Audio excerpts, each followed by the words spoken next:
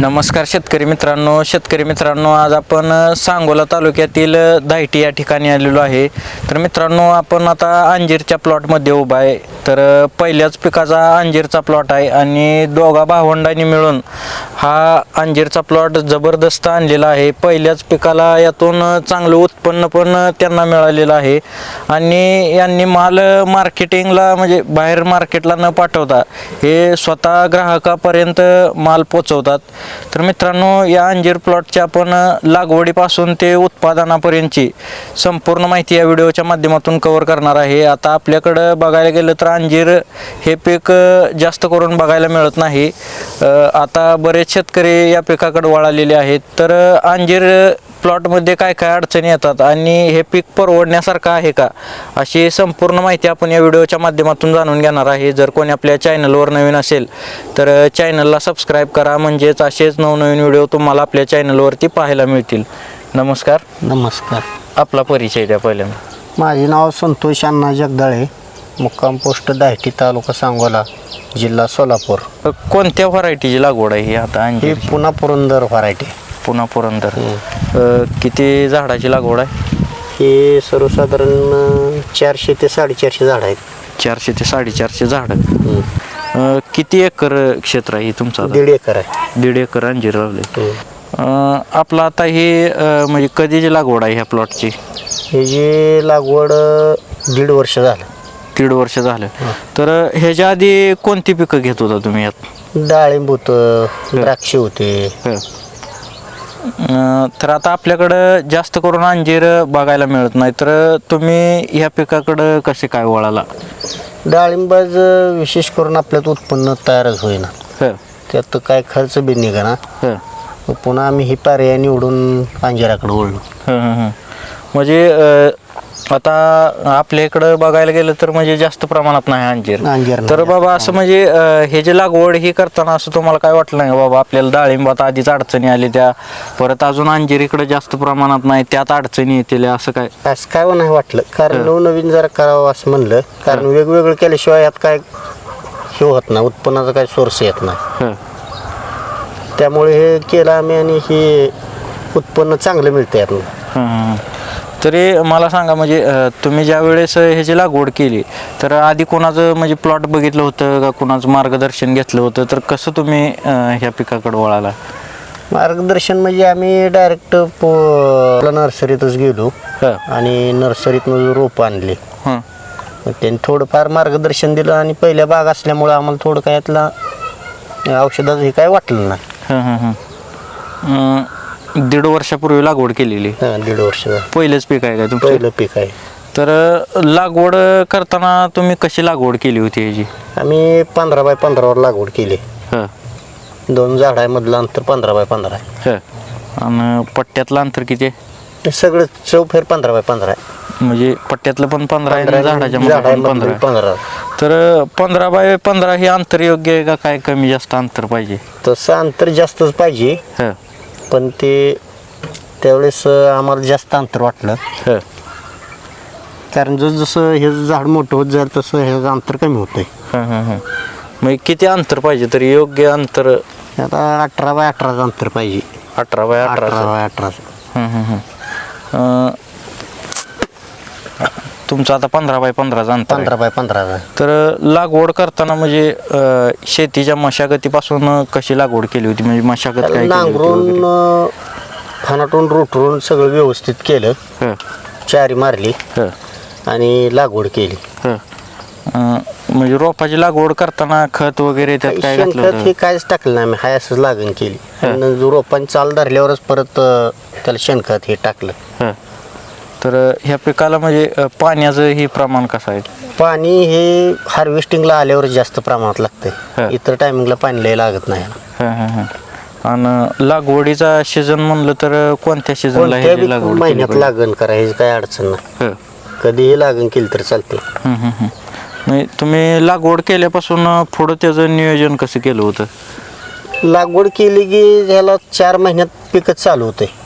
4 महिन्यात? 4 महिन्यात पीक चालू होते. अंजीर लागायला सुरुवात होते 4 महिन्यात. म्हणजे तुम्ही कधी पीक धरलं याचं? आम्ही ही पीक लागवड केल्यापासून? लागवड केल्यापासून आम्ही 8-9 महिन्यात म्हणजे जूनला छाटणी केली ह्याची. हं, आणि जूनपासून धरलं. आता हे दिवाळीत चालू झाले. हं. आता हे जून जुलैपर्यंत चालू राहते. म्हणजे धरल्या तुम्ही ज्यावेळी छाटणी केल्यापासून 5 महिन्यात पीक चालू होते. लागवड केल्यावर छाटणी किती दिवसात केली याची? लागवड केल्यावर छाटणी 6 महिन्यानं केली आम्ही. 6 महिन्यानं. कशी असते याची छाटणीची पद्धत कशी असते? छाटणी पद्धत ही आम्ही वर्ण केली आहे. हं, हे आपल्या भागात सर्वसाधारण जमिनीबरोबर छाटणी आपण बोरीसारखीच करते ती. हं, पण आम्ही जरा थोडं वेगळं म्हणून आम्ही वर्ण छाटणी केली. हं, हं, हं. त्यामुळे ह्याचा विस्तार भरपूर वाढला. हं, हं, हं. तरी म्हणजे किती फांद्या वगैरे छाटणी केल्यावर ठेवायला लागते त्या का सगळ्या? काय नाही तसं त्याला. हं, जेवढ्या फांद्या येते तेवढ्याला ती फळ पीकच राहणार. हं. आणि बाकीच्या पिकाचा विचार केला तर म्हणजे हे पीक खर्चिक आहे का कसं? नाही, ह्याला खर्च म्हणजे काय, कुठलंही पीक केलं तर फवाऱ्याशिवाय येतच नाही. हं, त्या मानाने हे पीक चांगलं आहे. हं. म्हणजे धरल्यापासूनचं ह्याचं कसं नियोजन करायला लागतं? म्हणजे आता लागवड केल्यापासून 6 महिन्यात 7 महिन्यात तुम्ही छाटणी केली, छाटणी केली तर त्या 7 महिन्यात काय म्हणजे ह्याला स्प्रे घ्यावं लागते का काय? स्प्रे म्हणजे ह्याला फक्त तांबेरा आणि भुरी ही दोनच रोग. म्हणजे लागवड केल्यानंतर? हं. पण मग दुसरा रोग काय नाही आला. तांबेरा आणि भुरी हे सांभाळलं हं. त्याचा विषय संपला. आणि रोपाचा विस्तार हे होण्यासाठी म्हणजे बाकीचं काय भेसळ डोस वगैरे? बेसळ डोस हे आपल्या हाई बाकी बागांना टाकतो असेच. हं. आणि फक्त शेणखत ह्याला जास्त प्रमाणात लागतं. हं, बेसळ डोस कमी असली तर चालतंय, हं, पण शेणखत जास्त लागते. हं, हं, हं. तर झाडांची मर वगैरे काय झालती का लागवड केल्यानंतर? काहीच नाही अजून तर. हं, अजून काय नाही प्रॉब्लेम आला. हं, हं, हं. तर धरल्यापासून ह्याचं म्हणजे कसं नियोजन असतं? ज्यावेळेस आपण छाटणी करतो त्यावेळेस पुढं म्हणजे किती दिवसात ही पिकावर येतं? ही छाटणी केली 5व्या महिन्यात याचं पीक हार्वेस्टिंगला चालू होते.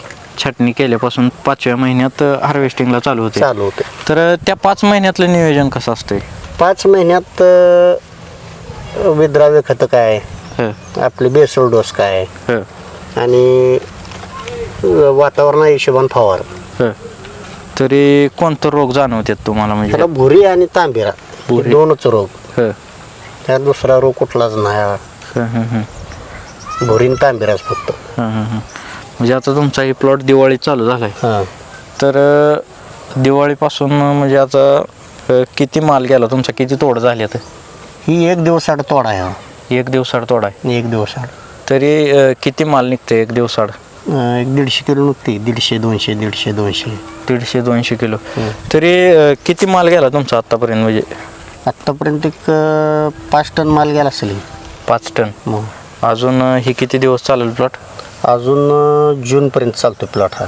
जूनपर्यंत. तरी अजून किती माल निघेल वाटतं अजून तुम्हाला? 5 टन माल निघेल. अजून एक 5 टन निघेल. तरी एका झाडावर तुम्ही किती माल घेतलाय? म्हणजे जास्त माल ही सेटिंग होण्यासाठी काय करायला लागते? काय नाही, ह्याला पान निघलं की सेटिंग होते. ह्याला फळ गळत नाही, काय नाही, काय नाही, काय नाही. ह्याचं हं, पान निघलं की फळ. हं, हं. तरी किती माल आहे एका झाडावर तुमचा? म्हणजे आता अजून शिल्लक माल एका झाडावर कमी कमी 25 किलो माल निघेल. हं. आता म्हणजे अजून राहिलेला राहिलेला माल. आणि ह्याच्या अगोदर किती निघलाय? ह्याच्या अगोदर एक 20-25 किलो निघलाय माल. 20-25 किलो. तर ह्याला मार्केटिंगला वगैरे काय अडचण येते? त्या माल कुठं मार्केटिंगला काय पाठवताय? नाही अडचण. ह्याला आम्ही अर्धा किलो पॅकिंग करतोय. हं, त्यामुळं कुठेही लोकल सुद्धा ही विक्री होते याची. हं, हं, हं. आणि आम्ही जास्त लोकलच विक्री, आमची मागणी जास्त आहे ह्याला. हं. लोकल म्हणजे तरी इथं जवळच पंढरपूर जाते, सांगोला आहे, मुंबईला मागणी आहे, हं, तुमचं सांगली, कोल्हापूर, इकडं कर्नाटक. हं. म्हणजे तुम्ही स्वतः पॅकिंग करून विकताय? स्वतः पॅकिंग करून आम्ही पाठवतो माल. हं, हं, हं. किती म्हणजे अर्धा किलोच पॅकिंग करताय? अर्धा किलो पॅकिंग करतो. तरी काय रेट मिळतोय अंजीरला आता तुम्हाला? अंजीर 130 रुपयेपर्यंत हायस्ट रेट आम्हाला मिळाला म्हणजे किलो. 130 रुपयेपर्यंत किलो. हां. पण कमीत कमी किती रुपये मिळाला? कमीत कमी आम्हाला 100 रुपयाच्या आत नाही अजून तर. म्हणजे 100 रुपये ते सर्वसाधारण 130 100 रुपये धरला तरी हं, भरपूर पैसे होते. हं, हं, हं. म्हणजे 100 रुपयापासून 130 रुपयेपर्यंत रेट रेट मिळाला. मिळाला. तरी ह्याला म्हणजे तुमचा एवढ्या प्लॉटला 1.5 एकरच्या लागवडीपासूनचा खर्च वगैरे काय तुम्ही लिहून ठेवला होता? किती खर्च झाला? सर्वसाधारण हे फक्त रोपांचाच खर्च आला जास्त आला, इतर खर्च आला जास्त नाही.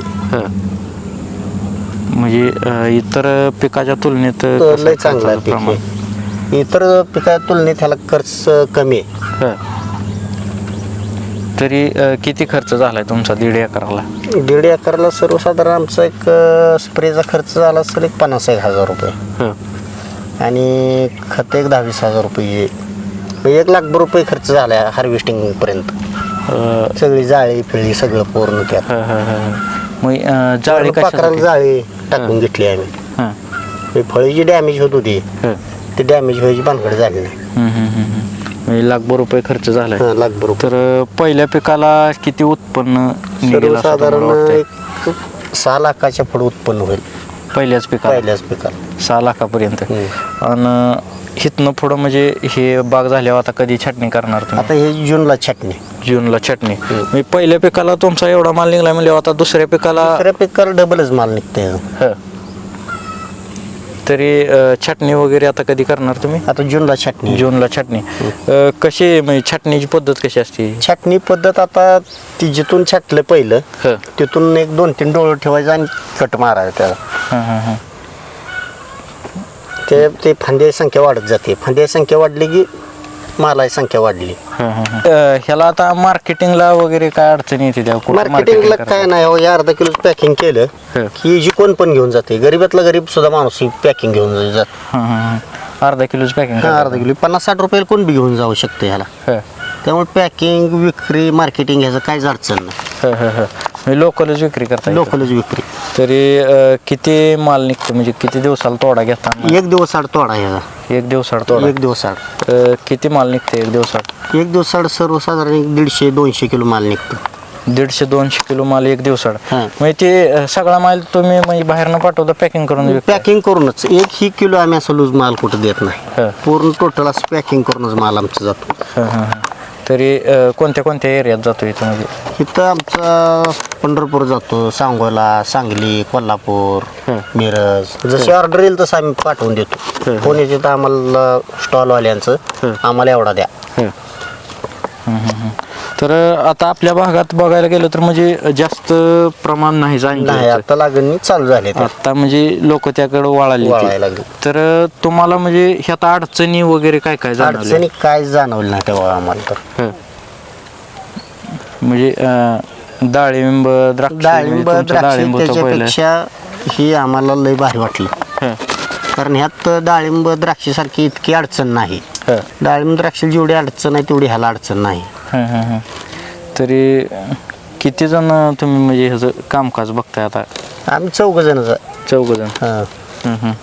म्हणजे तोडणी करायचं म्हणलं तर किती माणूस? 2 तासात आमची उतरून होते. 1 तासभर पॅकिंग झाली, विषय संपला.